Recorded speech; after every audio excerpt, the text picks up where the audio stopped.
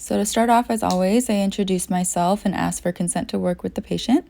I also confirmed my patient by asking him his name and date of birth and asked him about any contraindications before we got started. We are working on his knee flexion, so I wanted to make sure he didn't have any recent surgeries, fractures, joint instability that I should know about.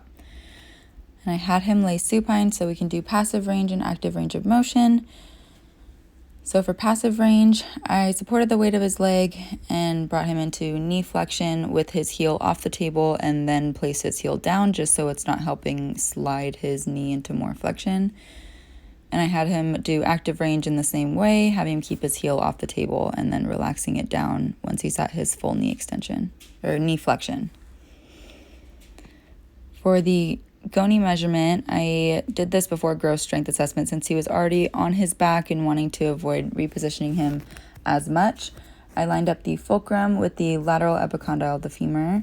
The stationary arm is aligned with the lateral midline of the femur towards the greater trochanter, and the movable arm is aligned with the lateral midline of the fibula towards the lateral malleolus. Normal range for this is 0 to 135, and my patient was at 128 degrees, so he's within functional limits, just shy of that full normal range.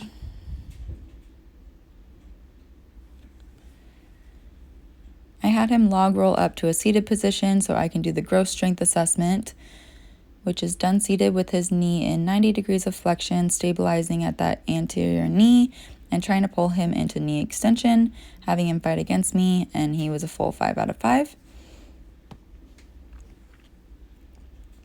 For measuring the muscle length of gastrocnemius while standing, I had him lunge forward just to get that measurement of the dorsiflexion on that left side. I had him kind of face away so I had a little bit more room to measure because I do have to lay on the ground to get good angles, some good body mechanics on this. So measuring your standard landmarks for the dorsiflexion, which is just distal to the lateral malleolus and then in line with the fibula and in line with the fifth metatarsal. I measured him at 15 degrees of dorsiflexion, and 0 to 20 would be your normal.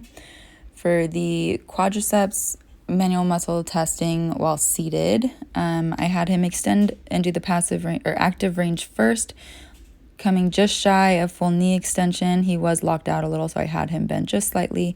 I was stabilizing in the posterior thigh and trying to push him into knee flexion, and he was fighting against me, and he was a full 5 out of 5 on that since he did not break with any of my resistance.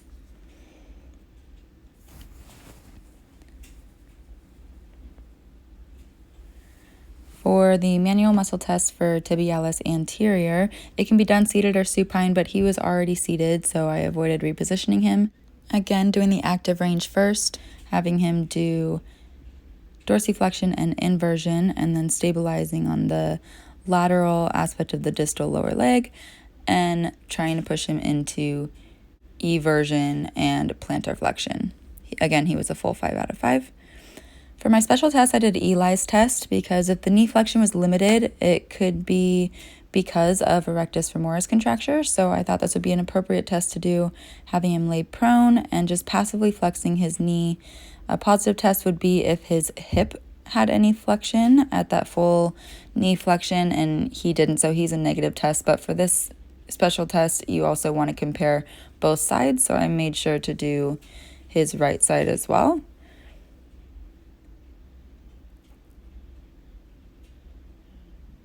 Again, there was no spontaneous hip flexion, so there was no positive test for a tight rectus femoris.